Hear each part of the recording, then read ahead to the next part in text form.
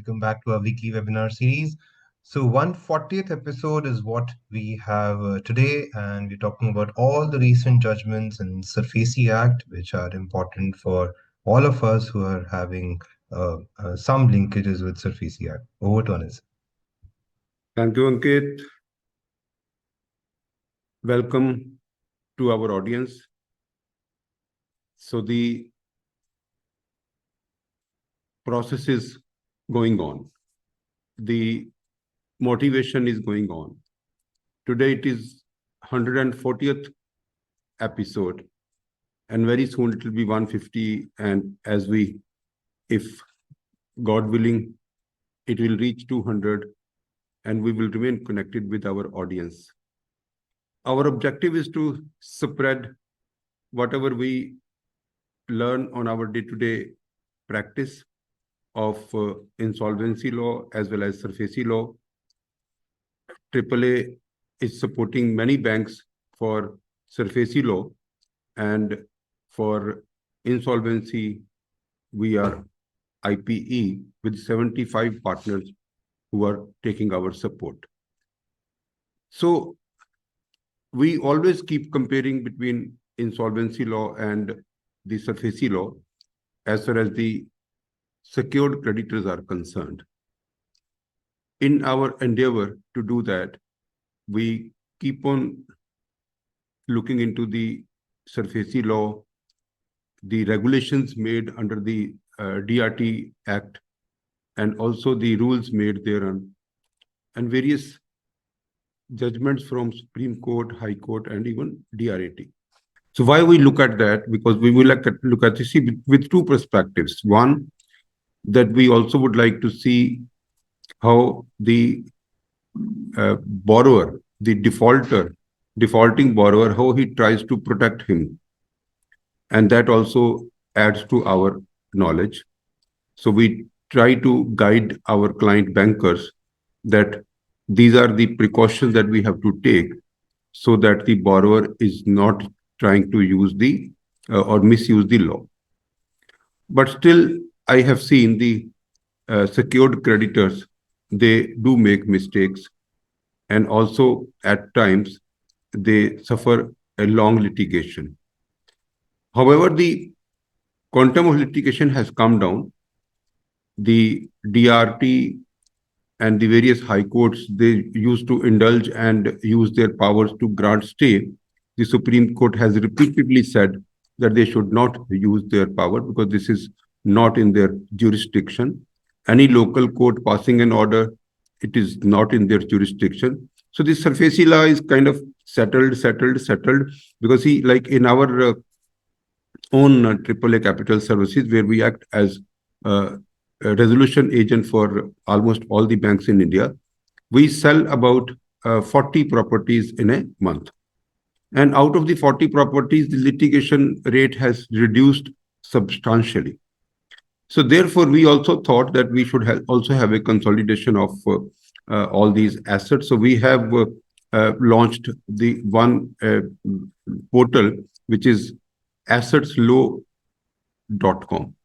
Assetslow.com that we have launched, and we have already about 19,000 assets on that particular portal, where we all the assets which are on that portal are to be sold under SARFAESI law or under insolvency law.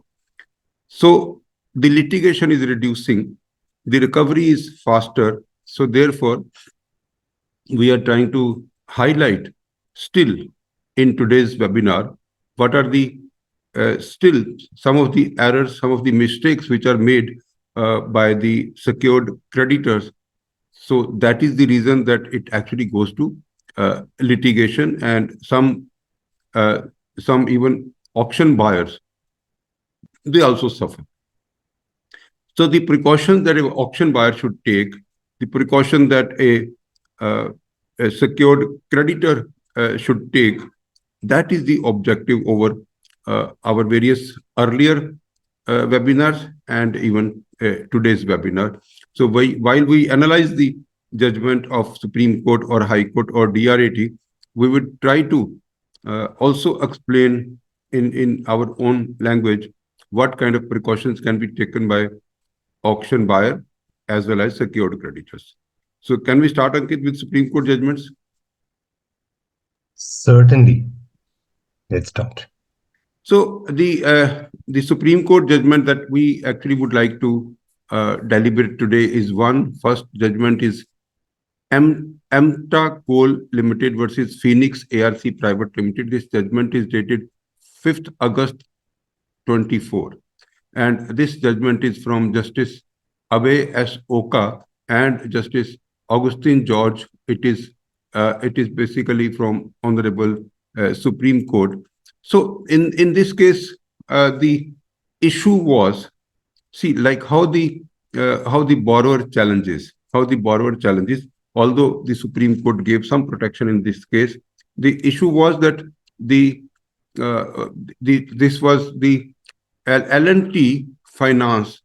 L&T Finance was the original lender, the original secured creditor, and then it was assigned to Phoenix ARC Private Limited.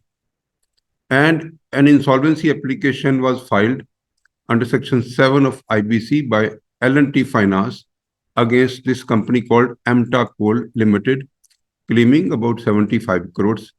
And during the proceedings, like during the Section 7 proceedings, this debt was assigned to Phoenix ARC, and the Amta Coal challenged this assignment, arguing that it was inadequately stamped. The assignment agreement was inadequately stamped under the Maharashtra Stamp Act and could not be relied upon. That is what was the argument. Now, NCLAT, in fact, decided in this case. NCLAT said that the first case went to. It is said what NCLAT decided. The NCLT, in fact, NCLT rejected that plea that it was inadequately stamped. And NCLAT also said that under Section 5, Subsection 2 of SARFAESI Act, once a debt is assigned, the assignee is deemed to be the lender and is entitled to prosecute ongoing proceedings. This was the first assignment. This was the first paragraph. Then, since the assignment agreement was registered without objections regarding stamp duty, it was valid for proceedings. The NCLAT dismissed Amta Coal Limited's appeal, stating there was no merit in their argument. Then the Supreme Court, like this Amta Coal actually went to Supreme Court because this is an assignment case. The assignment was done under SARFAESI law. So therefore, we are covering it today. And it is a combination of IBC and SARFAESI law case. Honorable Supreme Court finally decided that it was a very, very short hearing. The Supreme Court has finally said, after having heard the learned counsel appearing for the appellant, we concur with the view taken by NCLAT. The civil appeals are accordingly dismissed. So what was the view taken by the NCLAT? One, that the assignment, once it is done, it is considered to be the final. Second, they have the entitlement to prosecute in ongoing proceedings. Secondly, when it was the agreement was registered, when the agreement was registered and it was not objected by the registrar, that also means that it has achieved finality. It should have been objected by the registrar, and therefore there is no merit in the argument. So let us understand what went in favor of the Phoenix ARC. One, that this assignment agreement was registered and there was no objection from the registrar. Once the agreement is registered, the assignee has all the rights of proceeding and kind of pursuing all the litigations to recover that money. So this was the first Supreme Court judgment. Now coming to the second judgment, today we are discussing 5 judgments of Honorable Supreme Court. Now the second judgment is in the name of Govind Kumar Sharma versus Bank of Baroda. Govind Kumar Sharma versus Bank of Baroda, and this was again on from Honorable Supreme Court, and this was given on 18th April 24. It was from Justice Vikram Nath and Justice Satish Chandra Sharma, and in this judgment, again it was a question of an error. Now, Govind Kumar Sharma is the appellant and the respondent is the Bank of Baroda and the borrowers and the auction purchaser. So, Bank of Baroda conducted an auction. Bank of Baroda conducted an auction to recover the dues, and the appellant means the Govind Kumar Sharma. They were the tenants of the auctioned property. Tenants of the auctioned property, they emerged as the highest bidder. So they were the tenant and they were also the auction buyer. They emerged as the highest bidder and acquired the ownership upon issuance of sales certificate. Sales certificate was also issued. Now the borrowers challenged the auction in DRT, citing procedural lapses under Rule 8, Sub-Rule 6, and Sub-Rule 7 of the Security Interest Enforcement Rules 2002, which requires a mandatory 30 days notice.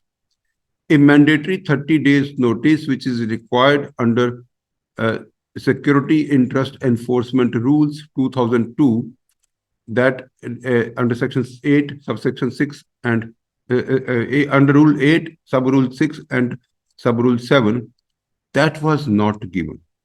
The DRT set aside the sales, and the decision was also upheld by the DRAT.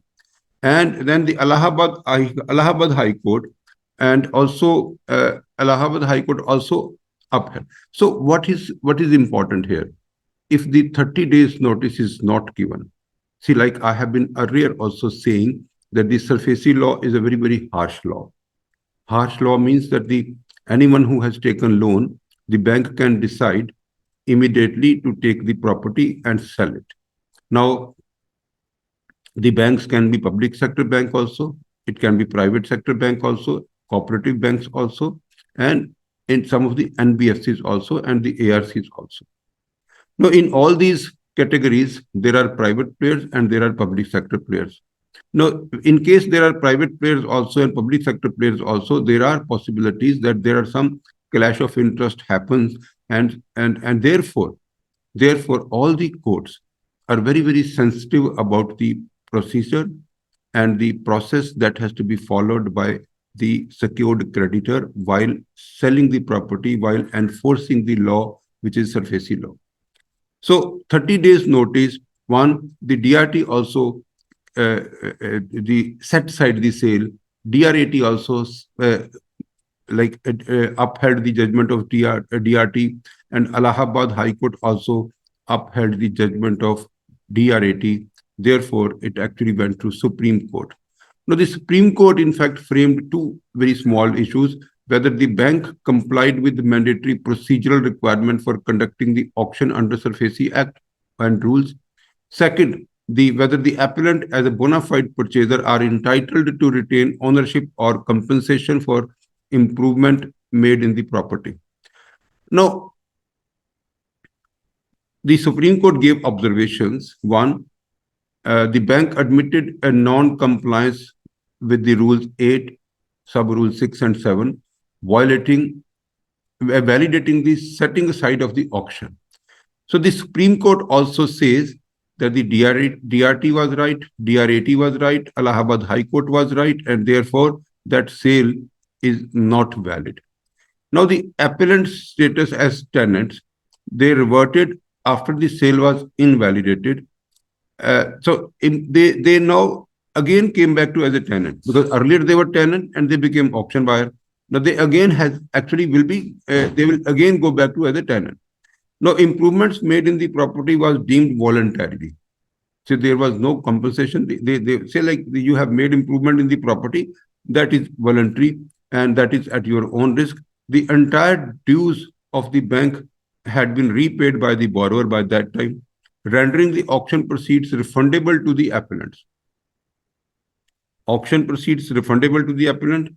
In the meantime, the bank was settled. Now, the bank is not having any kind of power to any kind of power to again auction the property. So see, like the person was tenant, then he became the owner. He made some improvement, and now DRT, DRAT, Allahabad High Court, and Supreme Court. Finally he came back as tenant, and the property goes back to the owner because there is no loan now. So this is the kind of situation rendering the auction proceedings refundable.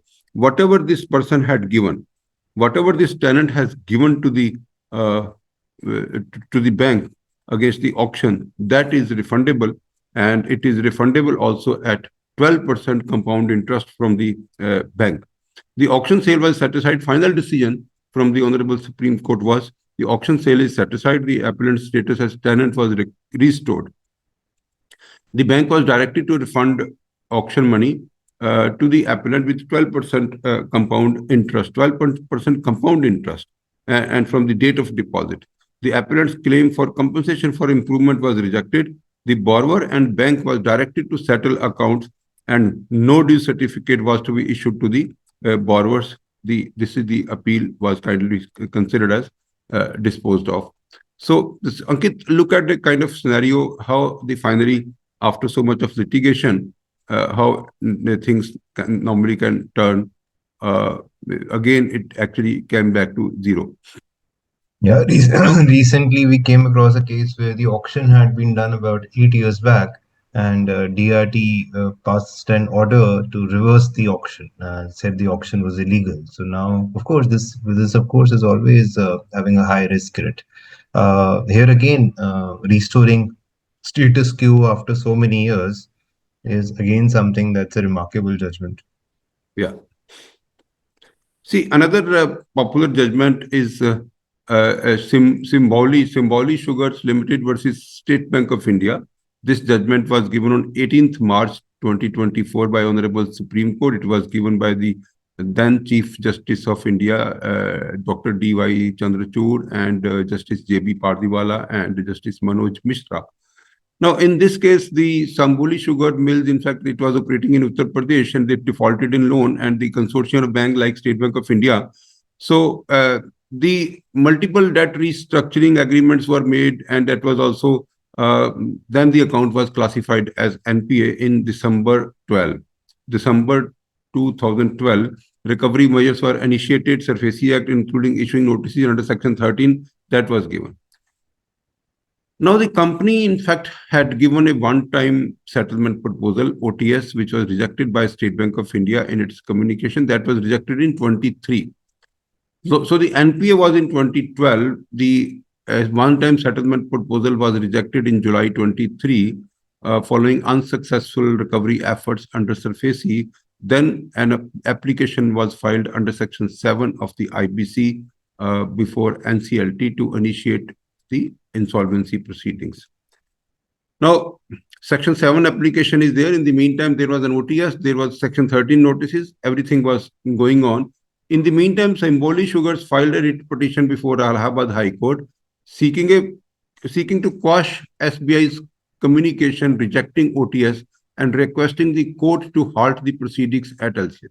High Court dismissed the writ petition. High Court dismissed the writ petition, holding that the company's claim lacked merit and that the initiation of insolvency proceedings was justified. However, the High Court directed a CBI investigation into the allegations that the bank officials had violated RBI circulars and guidelines while granting loans. Symboli Sugar went to Allahabad High Court.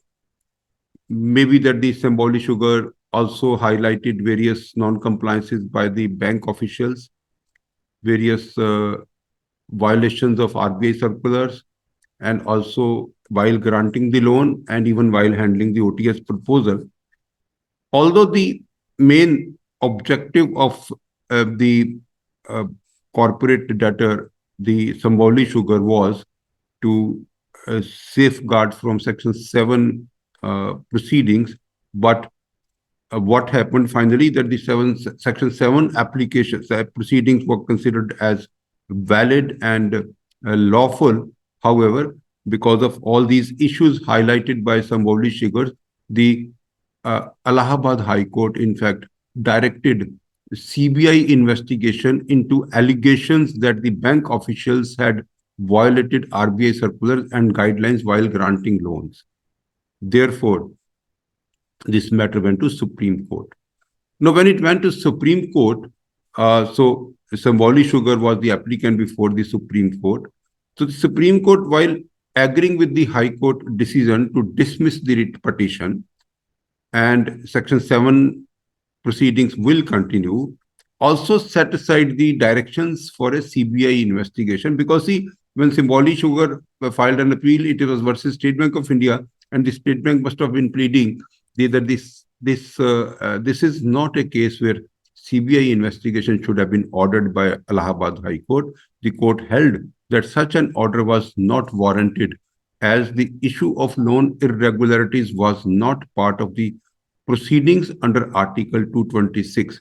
So the issues of loan irregularities was not part of the proceedings under Article 226 when this application was made to High Court under Article 226 of Constitution of India. That particular time, that issue of irregularities while granting the loan was not there. So therefore, the High Court, Allahabad High Court, has in fact exceeded the jurisdiction. It is clarified by the Supreme Court that the RBI and other competent authorities could independently investigate alleged violation. So therefore, now the Allahabad High Court said that in case there were some irregularities or some non-compliances of RBI circular, that should be investigated by CBI. However, the Supreme Court says this is not a case of CBI, but however, the RBI or any other competent authority can investigate the alleged violation. So this is another very popular, because in this case, like the banks, in fact, were very not comfortable because of the CBI this kind of order. So the fourth judgment that we are actually would be discussing today is the Suryakant Kukreja and others versus the state of Maharashtra. This is again from Honorable Supreme Court and by Justice Abhay S. Oka and Justice Ujjal Buan. So applicant in this case is Suryakant Kukreja and the respondent is the state of Maharashtra and others. Now, in this case, there was a property dispute and related to the proceedings under SARFAESI Act. The DRT Mumbai passed an order in April 24 concerning the appellant's possession of the property. High Court entertained a writ petition filed by the sixth respondent without impleading the appellants whose rights were directly affected. So the property, there are 5 to 6 owners of that property. So one of the owner of the property filed a kind of High Court writ petition, and then the Supreme Court was approached to address the appellant's grievance against the DRT and the High Court decisions. That is what actually went to Supreme Court. Now, in this case, the issues before the High Court was whether the High Court erred in entertaining a writ petition without impleading necessary parties.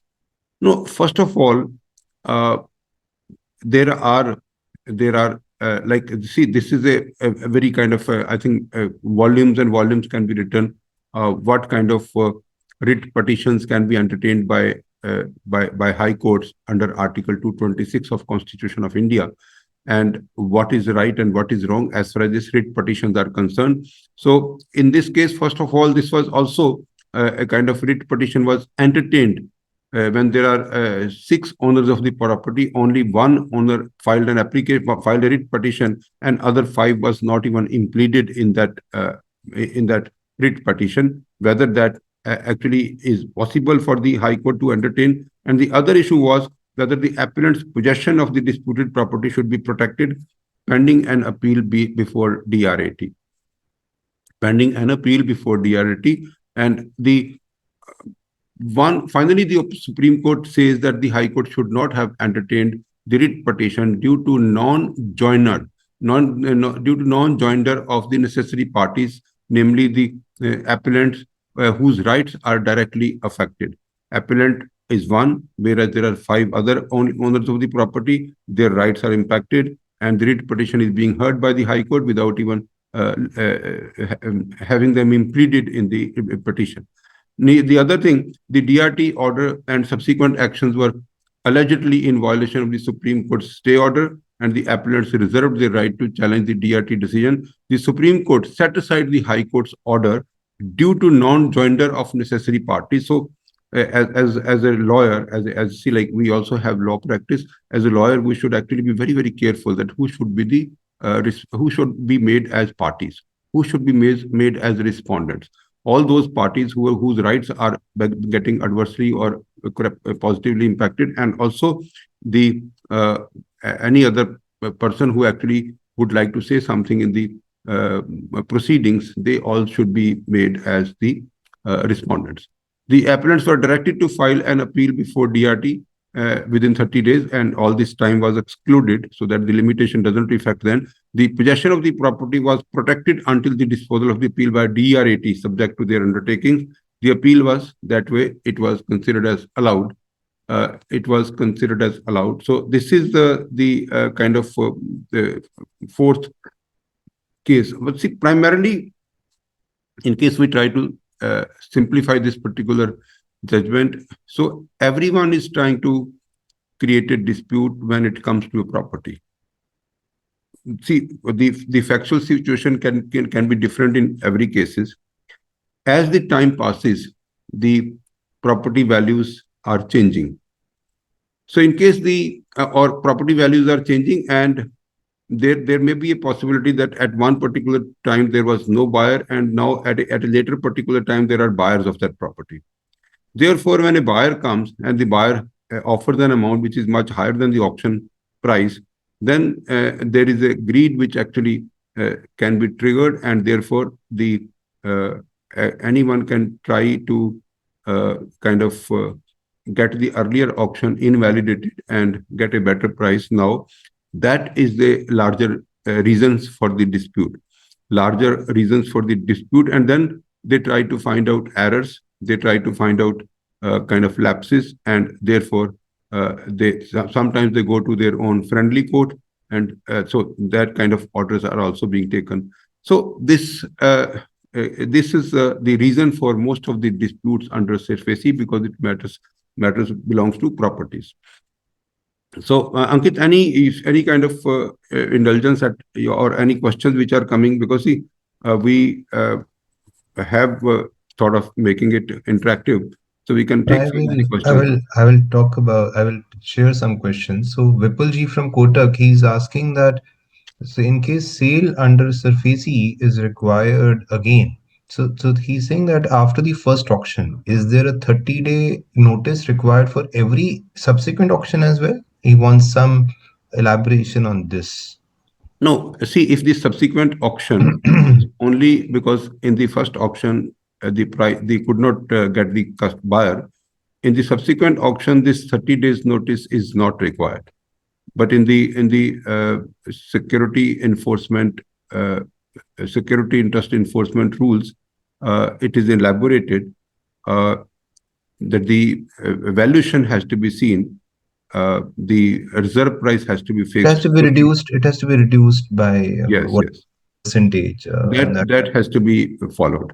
Yeah, that system has to be followed to reduce the percentage. And of course, there's a option to go for a private treaty in case somebody comes in with a price which is higher than the auction price. All those things are there. Yes. Then we have a question from Sandeep Mahajanji. He says that under SARFAESI, if mortgage property is sold by the bank to a successful buyer being the highest bidder in public auction, can Revenue Authority determine higher stamp duty for registry if circle rate is higher than the sale consideration? So in case of SARFAESI Act, the bank would issue a sales certificate based on which the buyer will get the title to the property. And as per the judgment that you just discussed today, I believe that is not required to be registered per se.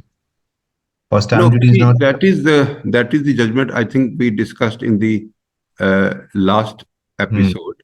that Mhm. for one, that the High Supreme Court has given multiple judgments that the SARFAESI auction is concluded and the sales certificate is given. That is a conclusive evidence of the ownership. So the ownership is one, the auction, the payment of consideration, and the sale certificate or sale of certificate of sale. So these are the documents which actually will transfer the ownership. Now comes the registration of the certificate of sale. Now the registration, what is provided is, because see, the bank has the authority to pass on that sales certificate to the registrar, and the registrar will enter that sales certificate in book one. And although the registrars are not agreeing, they are saying that there is a clash between the Stamp Act and the Registration Act. So there are two acts. One is the Registration Act, and the other is a Stamp Act.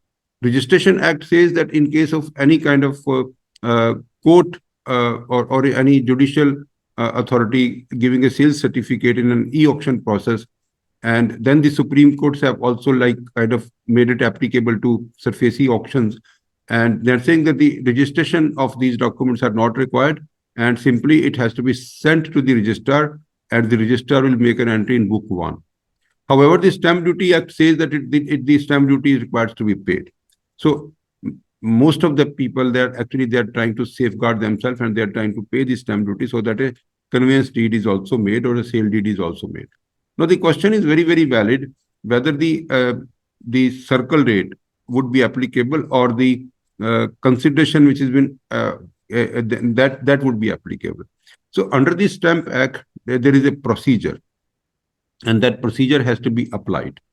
That application is required to be made before the registrar, and the registrar, they also have a hierarchy, and they will actually give it, they recommend it to another their sanctioning authority.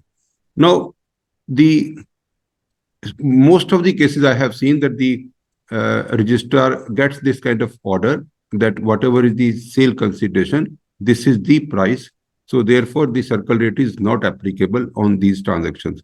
In fact, in liquidation also we have done, and some of the buyers have gone through this process, and that process is there in case the uh, in case the uh, registrant, in case the buyer is not satisfied with the stamp duty as per the circle rate, then he can make an application. So in this case, the banks have sold it, the auction price is known. So therefore, this is a good case to make an application and get an order that this is the correct stamp duty, or this is the correct price. All right. So next we have to summarize, you're saying that sale Sanjay Gupta is also there. Ankit, we can actually add Sanjay Gupta into uh, our panel, so he yeah, can we'll do. also reply some of the things, We'll because do that. Sanjay Gupta is heading our AAA Capital Services, so he has the experience of handling 39,000 cases of SARFAESI enforcement. So Sanjay Gupta would also be able to reply some of the questions which are coming from the audience, or even he also can discuss his own questions coming in mind. Just if you go to the audience, and then you can make him. No, I've already done that. He's rejoining as a panelist. Yes, Sanjay ji, welcome to this episode 140. Yes, sir. Good afternoon, sir. Good afternoon. Good Good afternoon. afternoon. Good afternoon. Every audience, sir. Yes, yes, yes. By grace of Your God. voice is much lesser. I think, in case you can increase the volume somewhere, Bring the mic closer or something like that. bring the mic closer or something like that. I just give 1 minute, sir. Only you can continue. Mhm. Give a 1 minute. I'll arrange the earphones.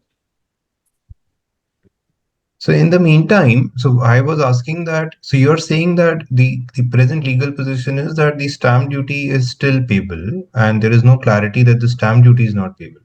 No, I'm This, saying the stamp duty. The Supreme Court says that the stamp duty definitely, like the Supreme Court is passing orders. I think I have 5 judgments with me, which is Supreme Court says that stamp duty is not applicable so on the sales stamp, certificate. On a so sales certificate. stamp on a sale certificate, stamp duty is not payable. So, but if somebody would want to voluntarily go and register the document, then of course the circle rate is something that the stamp officer will have to go by, because I believe there is no option for him to accept the price of the auction. Maybe he has an option, but yes, he Well, will he have has the powers. He has the he has the powers. Like powers to reduce, but he will there is have a to get process of convinced of it. application. That But there application is has a to be there's made by a the there's a buyer. process for a lower, and all that process Yes, is yes. sometimes cumbersome. Yeah. Yeah, not really cumbersome, because now, since there are a lot of sales are happening under SARFAESI and under insolvency, Maybe registrars are understanding registrars how the all they've process started works, understanding. and because there are all And these judgments also which can help them make up their mind. So that's there. yes, yes, yes. Then we have a question from Ashwin ji. Ashwin ji is saying that the personal guarantor to CDE application is pending before NCLT, and he says that in case the moratorium is underway, and so this is a question which is mostly with respect to home buyers, how they can protect the interest in case of a personal guarantor. So not very relevant to today's discussion. At the Uh, end of it, we can see in case we we'll can have take it time. up. We can take it up at the end of the time period. So then question from Mr. MP Jindal is that is an assignment deed required to be stamped? Yes, Yes. assignment is required to be stamped. The assignment deed, there are different stamp duty for SARFAESI law assignments. So in case Their stamp duty, I think, exempted. There is an exemption for the. there are one, they see in some states, I think Sanjay Gupta would be able to answer, like which are the states which charge 10,000 rupees and some states charge 1 lakh rupees for assignment under the SARFAESI law. I think he would be just reverting, maybe that busy somewhere, we just entered him. So there are some states where it is 10,000 rupees and there are some states where it is 1 lakh of rupees. So then the SARFAESI assignment is definitely, it requires stamp duty. Right. So then, so there is no notice period required for a private treaty sale under the SARFAESI Act. Naveen ji, the Naveen Anchan ji, it is simply basically can be done the next day after the auction closes and there is no auction buyer. I believe there is no notice period for private treaty sale per se. There is no notice required for it. The only issue is that there are all other Has to be a failed auction, applicable which kind of. procedures have been done. So therefore, the private treaty can be done.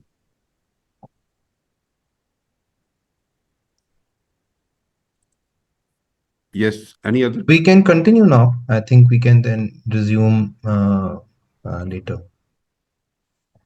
So we have another judgment which is quite popular, which is in the name of Pro NITS, PRO NITS, versus the Board of Directors of Canara Bank, and this judgment is dated 1st August 24. I faintly remember that we have discussed this judgment when it came, and maybe in our short videos. This has come from Honorable Supreme Court and passed by Justice Bela M. Trivedi and Justice R. Mahadevan. So, ProNITS is a registered MSME unit and took financial assistance from Canara Bank. The loan was declared as NPA, classified as MTA, prompting the bank to take SARFAESI actions. Now, the appellant challenged the bank's action on the ground that see this when this account was classified as NPA, then the ProNIT in fact challenged this action of classifying the account as NPA on the ground that there is a framework for revival and rehabilitation of MSME that was notified on 19th of May 2015 by the Ministry of MSME. That is not followed. Now, what is that? Process? That process is that for any MSME unit, before you declare that unit as NPA, first of all, it has to be classified as SMA 0, SMA 1, SMA 2, special monitoring account 1, special. So it has to be kind of alerted, first of all, to the MSME unit and also to the banks, and the banks have some special policies that for SMA 0 units, for SMA 1 units, for SMA 2 units, they are supposed to do some kind of effort for revival and rehabilitation of MSME before those units are classified as NPA. This is what is the framework for revival and rehabilitation of MSME notified on 29th of May 2015. So that was not followed by the Canara Bank. Now, the see this particular framework for MSME revival. This was in fact mandated under Section 9 of MSME Act 2006, and it was aimed at supporting MSME before declaring their accounts as NPA. That is what is the objective was. Now the appellants, like the ProNit, they contended that the bank failed to identify incipient stress in the account and failed to take appropriate actions at appropriate time. That is what is provided in the framework for revival. So therefore, the issues before Honorable Supreme Court was whether the framework for revival and rehabilitation of MSMEs as notified by the Ministry of MSME was binding on the banks and secured creditors or not. That was the first issue before the Honorable Supreme Court. The second issue was whether the classification of the appellant's account as NPA without following the framework was valid under the SARFAESI Act or not. The Supreme Court, in fact, first gave the findings, and then let us understand what are the findings of Honorable Supreme Court. The Supreme Court says binding nature of MSME. On this, the Supreme Court says the court that the framework for revival and rehabilitation of MSME is mandatory for banks and secured creditors. The framework was issued under Section 9 of MSME Act and supported by RBI directions issued under Section 21 and Section 35 capital A of Banking Regulation Act 1949. Therefore, the banks must follow the framework before classifying MSME loan accounts as NPA. In case of non-compliance by the banks, that is Canara Bank, then the failure to follow the process of identifying the stress and rehabilitating the MSME rendered the classification of the account NPA as invalid. It was considered as invalid. So you to think how much time it would have taken, and all this during all this time, the immediately Supreme Court says that it is not really possible for declaring the account as NPA when you are not having the process followed. Now, this is where we are as far as this Supreme Court judgments are concerned. We have a couple of judgments from High Court, and the High Court judgment, especially the couple of judgments that we have is from High Court of Madras. It is in the case of B. Pradesh Kumar versus Canara Bank. B. Pradesh Kumar versus Canara Bank. It was decided on 25th of July 24, and it was from Justice R. Suresh Kumar and Justice G. Arul Murugan. Now, in this case, the petitioner is Invest Asset Securitization and Reconstruction Private Limited. I think in short, it is called ISRAC, and respondents are Bank of Baroda and Auction Purchaser. So this is something which is on whether the violation under Regulation 37, Sub-Regulation 1 of Debt Recovery Tribunal Regulations 2015. Now, see, the debt recovery tribunals also, for facilitating a recovery, they also have a recovery department. They also have recovery officers. And those recovery officers, they do sell properties under DRT, under the RDB Act, under the RDB Act.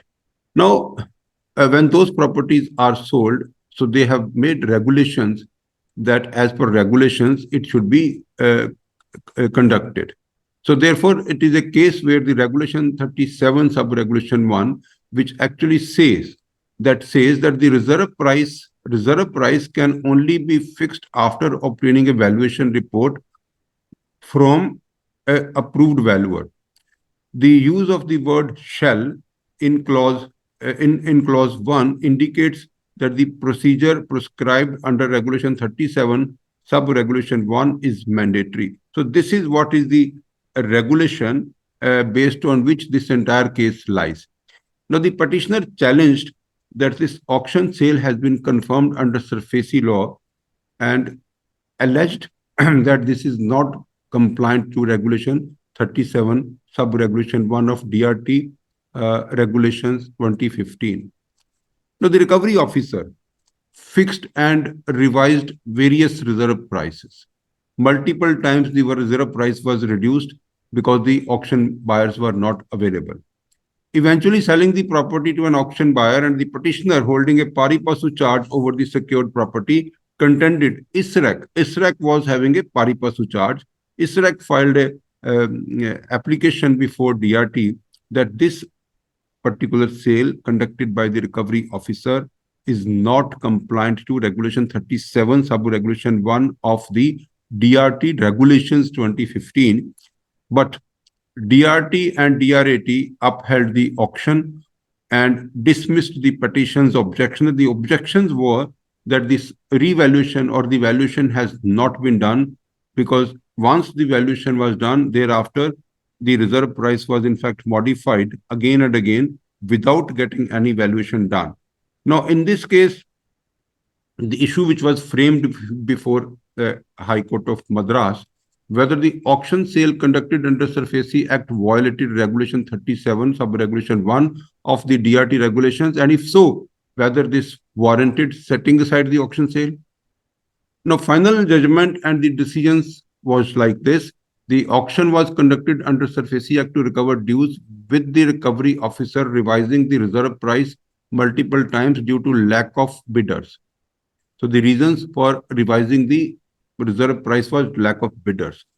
The petitioner participated in the proceedings but failed to raise objections regarding non-compliance. Now the petitioner, ISRAC, they participated into the proceedings, because see, why every time the recovery officer has to come to the DRT, and they were the party to that. Every time the auction price was being reduced, they were party to that. At all these stages, they did not object. At all these stages, at all these proceedings, they did not, ISRAC did not object. And therefore, the Regulation 37 sub-regulation 1 mandates obtaining a valuation report is primarily for the benefit of creditors. The petitioner's failure to object in time amount to a waiver of this right.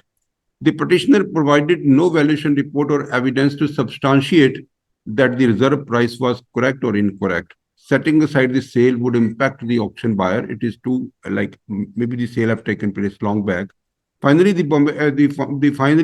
High Court upheld the DRAT's decision, ruling that the petitioner's objections were belated and lacked merit. SARFAESI process and auction were conducted lawfully and no irregularities were found. The rights of an auction purchaser who had validly acquired the property could not be disrupted. Therefore, the writ petition was dismissed by High Court. What is the learning out of this particular judgment? The learning is, although this particular petition is rejected, but let us understand why it is rejected. Number one, that it would adversely impact the auction buyer because the time has already passed. Second, the petitioner was also part of the proceedings when the reserve price was being reduced, and the petitioner did not object at that time. But nowhere it is said that it is not required that when you modify reserve price, then you also have to kind of get a valuation in case it is substantial modification.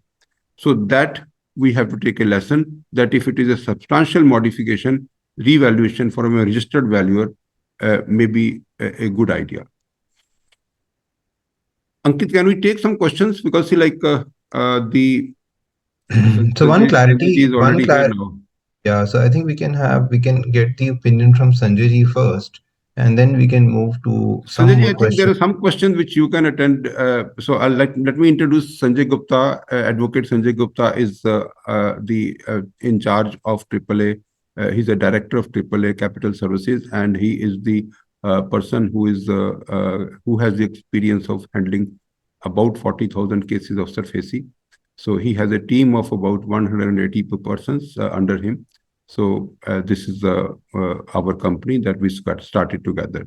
Yes, Sanjay ji, Yes, sir. what is the stamp duty issues? How much is the stamp duty on the assignment when a bank is doing an assignment to ARC under SARFAESI?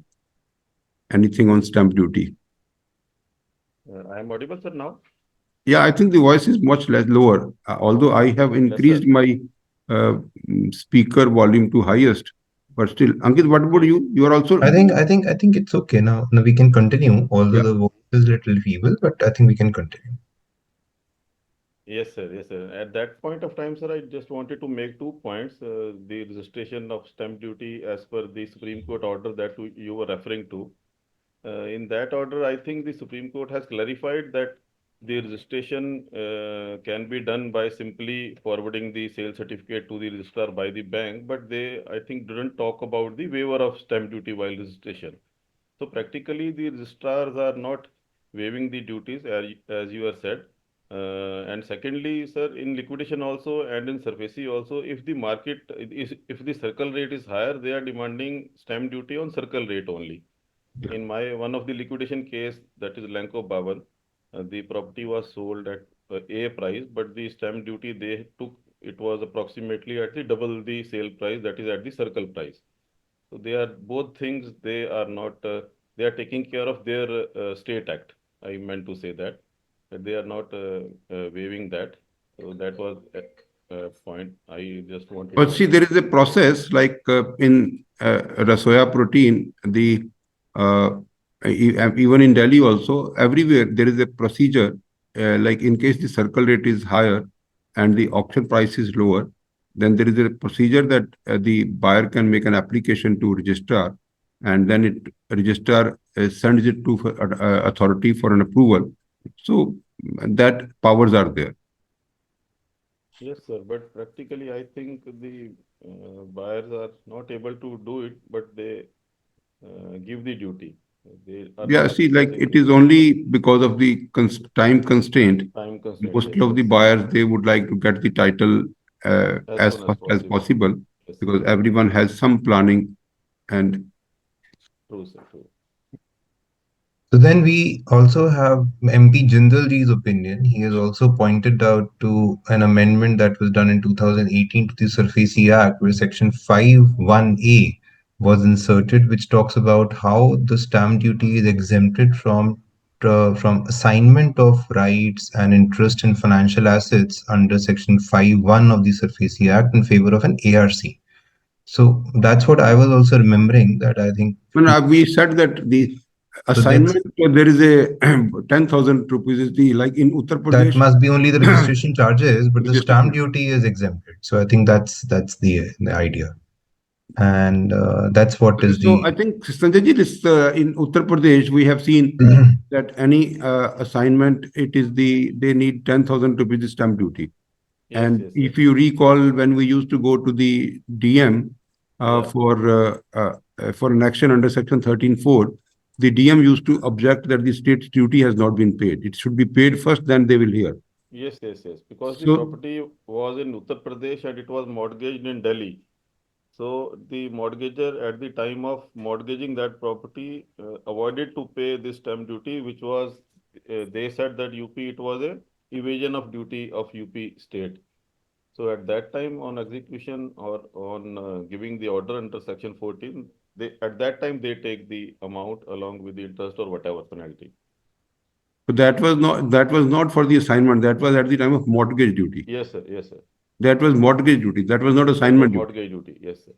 So mortgage duty is different and assignment duty is different, definitely. Yes, yes. Yes, yes. So I think that's the assignment. Whenever there is any assignment, there is no stamp duty. Maybe, sir. I just have to check it out. I don't. Mm.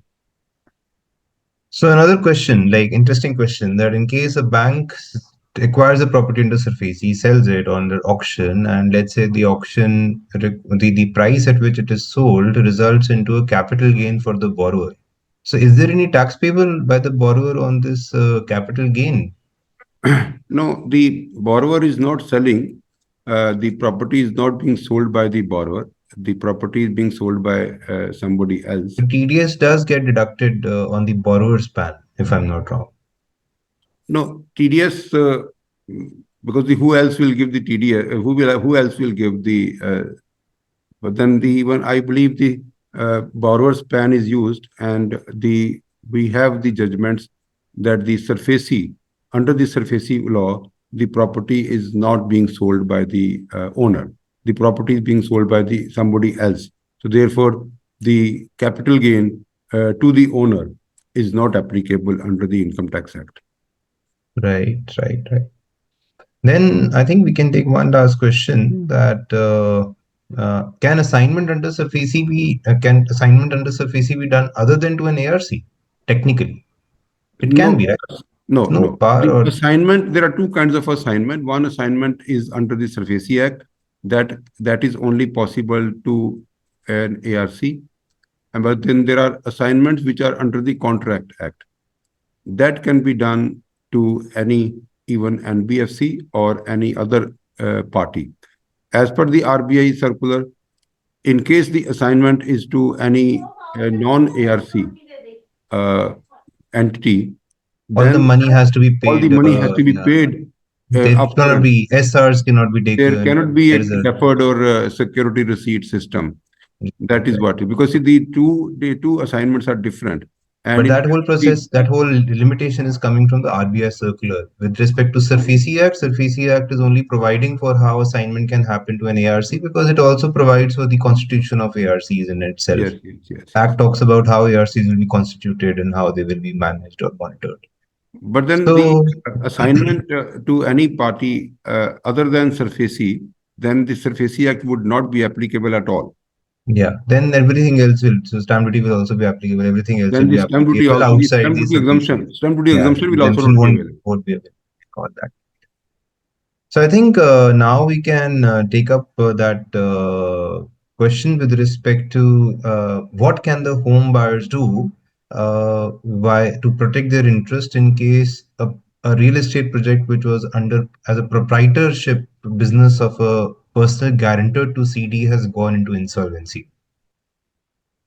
No, no, the So question a is not clear. real estate project is a proprietorship project or a project which is owned by an individual as a proprietor, and the individual has gone into he is a personal guarantor to a CD, and moratorium has started because he has approached the NCLT. He has filed an application for the NCLT. So how do the home buyers protect their interest in this specific case? See, the first is protection by the home buyers. So the first is the owner, the defaulter. He is required to give a repayment plan first of all.